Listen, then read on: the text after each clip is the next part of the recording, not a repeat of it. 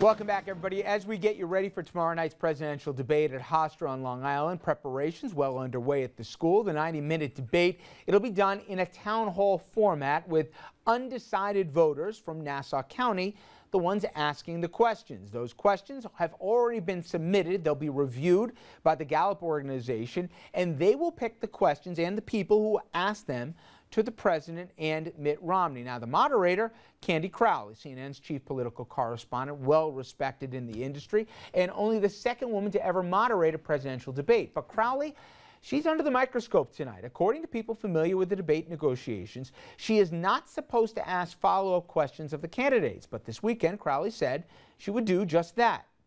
All right, this is about the only thing the camps can agree on, Michael, is that they both don't want her to go off script here. But this is the perfect environment where, you know, the candidates could be asked, so tell me about the situation, Mr. President, in Benghazi. You can say, all right, let me tell you about my tax plan. If she doesn't cut in, these guys will steamroll all over again.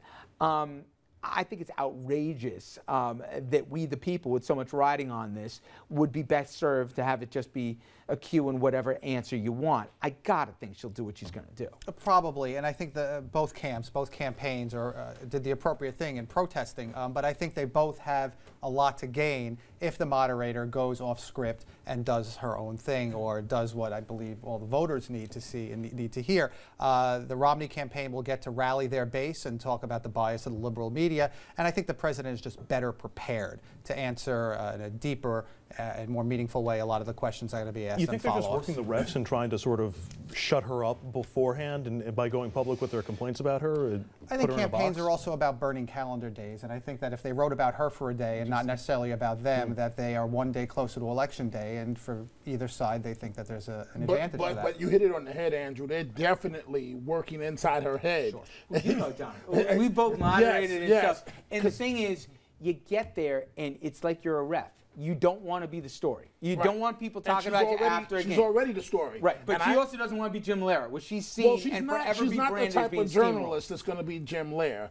I mean, I was raised, if you can't say something nice, don't say something at all. So let's put that one to the side. Let's put that one to the side. But Candy Crowley, she's a journalist. And I know when I did the Hillary Clinton debate, both sides are trying to get inside your head every minute of the day.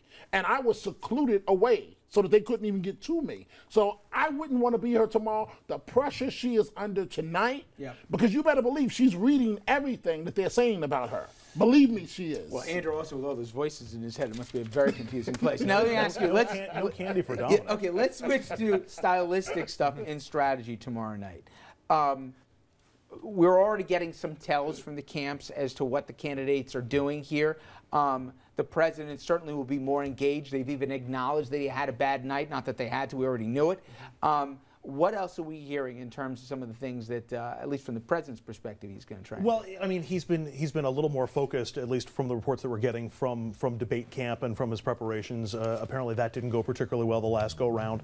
I would expect to see him try to play to the audience a little bit more. I mean, that's one of the oddities of the town hall forum, is that you have the individual voters asking the questions, and I've always been a little leery of the town hall format, because to me it's all optic, it's all visual, it's all, you know, how I understand your pain. So I think there's going to be a lot more. I don't know what the it can be contrived though when people try and say they're the empathetic thing and they can feel it. But for me, I always felt Mitt Romney, and I think he proved on the first debate, he plays best when he's got a person in the room and he's working the person in the room. It comes from his corporate background, I think. In this particular thing, I think this is fraught, maybe not with peril, but this is harder for him because he's going to be looking at some single mom out there in the audience, or he's going to be looking at some laid-off guy out of work, and he's had problems connecting, Steve, with those people and relating to him, and he's had all those tone-deaf comments throughout the primary and even the general saying, I know what you're going through, because he doesn't. So he's got to be careful here, like doesn't everything, a risk and an opportunity. Wasn't it George Bush with a gallon of milk? Someone asked the gallon of milk question. Right.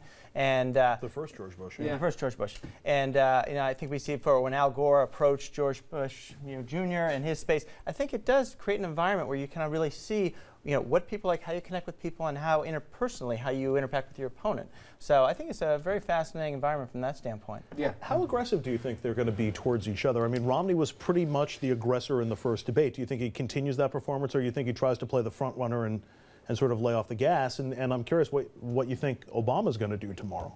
Well, Obama, the biggest mistake he made was he ran a classic Rose Garden strategy during the first debate, which means your opponent can stand there and go, ah, and you just ignore everything that he says. Everything.